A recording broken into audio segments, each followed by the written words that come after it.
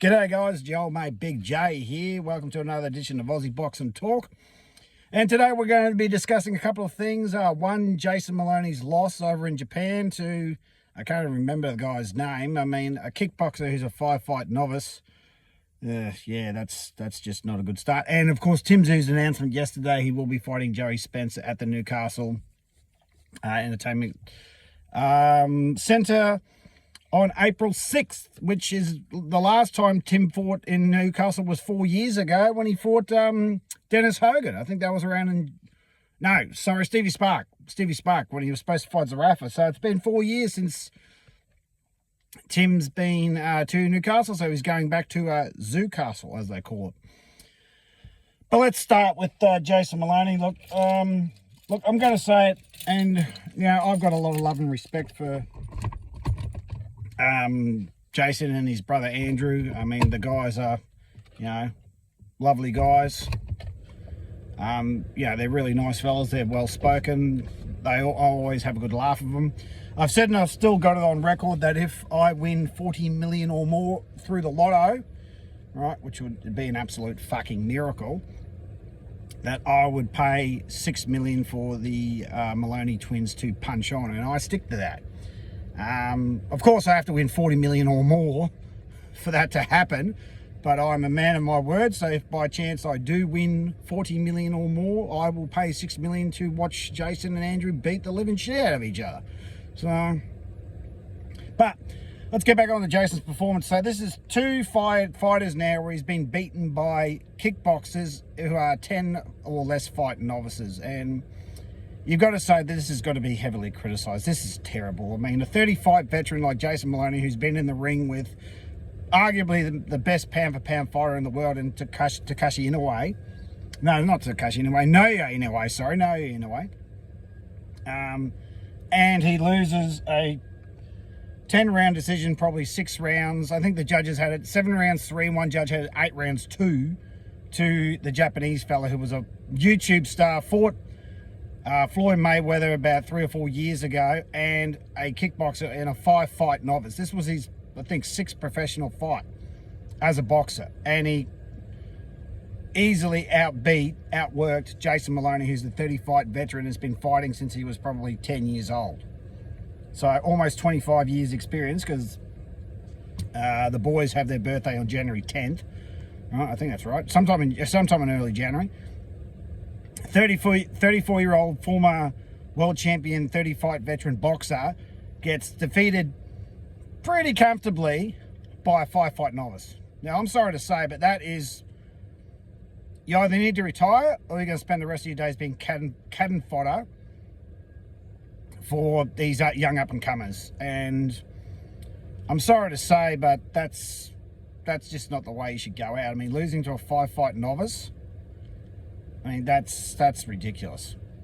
I'm sorry, but people criticize tszyu for losing to Bakram Murtazaliev. Bakram Murtazaliev was a world champion and a solid world champion, right? So people can't criticize tszyu, and trust me, he deserves every single bit of criticism he ever got for losing to Bakram Murtazaliev, because he thought that he would easily beat him, and I did too. Everyone thought that Tim would get in there and smack Bakram out of there and he'd be world champion again, and unfortunately Tim got the absolute piss kicked out of him. So inside of 3 rounds, which I predicted. Go back and watch my videos with T Street. I said 3-4 years ago, when he was supposed to fight Charlo the first time, that Charlo would knock him out inside of 3 rounds, and and Bakram did.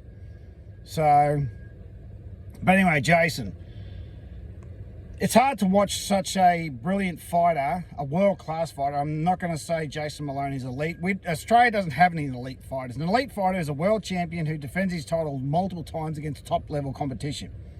Jai Pattaya is the closest thing we've got. Jai Pattaya has beaten an Asian, damn near retired British, and a bunch of bums. I can't even, David Nika, 10-fight novice. I wouldn't call him a bum, I'd call him a 10-fight novice. Jordan Thompson, I don't even know the names of these guys that Jai Pattaya's beat. So Jai Pattaya is not an elite fighter yet. Until he beats Zuda Ramirez and becomes undisputed, he's world class, he's a world champion, he's not elite. Right? Elite fighters beat top tier competition time and time again. And, you know, despite Jai having the 2 wins over Breedis was damn near 40. So, and not at his best. So, yeah, I mean, Australia, that we don't have any elite fighters. And anyone that says that we do is a fucking fanboy. I mean, like, Sky Nicholson is closer to being elite. Well, I'd put her on the same level as Jai because, actually, no. Well, yeah, because both the cruiserweight and the featherweight division are very weak. Cruiserweight's pretty weak in men's, featherweight division's pretty weak in women's. And they've just been defending their titles against nobodies. So, yeah, Jai and Sky are pretty much on the same path. But Jason, it's hard to see him do that, and now he's probably just going to be cannon fodder. I mean, he is 34. Maybe he should consider calling it a day. I mean, I think Andrew's maybe got one more world shot in him, but would he just be cannon fodder himself? I don't know. But unfortunately, you cannot walk around saying that you lost to a 5-fight novice and say it was a good thing. It's not. It's a bad thing. It's a very, very bad thing. That's like, well, mate, you got 30 fights to your name. You can't beat a 5-fight novice. Maybe you should call it a day. Because, yeah, that's just shocking. But anyway, moving on to tszyu. So, tszyu will fight Joey Spencer on April 6th in the Newcastle Entertainment Centre. Colin Mazzuti will fight Dan Hill on the undercard. There's another young bloke whose name I can't remember, Brendan something. He's also on the undercard. And it's also been rumoured or potentially that Wade Ryan, a former opponent of tszyu, will return in a fight. And also Jazzy Parr will also be on the card as well.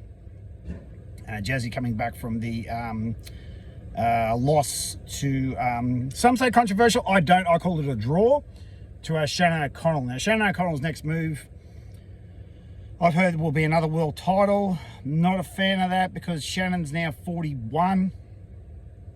Her shoulder's in 15 pieces, and every time she's tried for world title, she has been outclassed, if not knocked out badly. So go and watch her fights. Ebony beat the absolute dog shit out of her. 10 years ago, well, actually closer to 11 now, when she fought Dinah Prozac for the WBC featherweight title, or super feather, I believe. Diana knocked Shannon out inside of 5 rounds. Hong Ming Choi beat her for the WBA title. I think that might have been bantamweight. I'm not 100% sure. Maybe super bantamweight. And I think she's had another crack at another one because she's had 4 shots at 4 major titles and lost a lot. And I can't remember what the 4th one is. But yeah, it's just unfortunate that Shannon O'Connell will probably never be a world champion or a legit one. She has won WBF and WBF, I think, featherweight title, and WIBA super bantamweight, if I remember correctly. Yeah, but I don't see her ever winning a legit title. If she does, it'll be one of the greatest success stories in Australian history, boxing history, but I don't see it happening. Not against the champions at the moment. I mean, the only thing that she can hope for is a rematch with Shanika Johnson, who's defending her WBA bantamweight title in a rematch with Nina Hughes on the George Kambosos card on March 22nd in Sydney.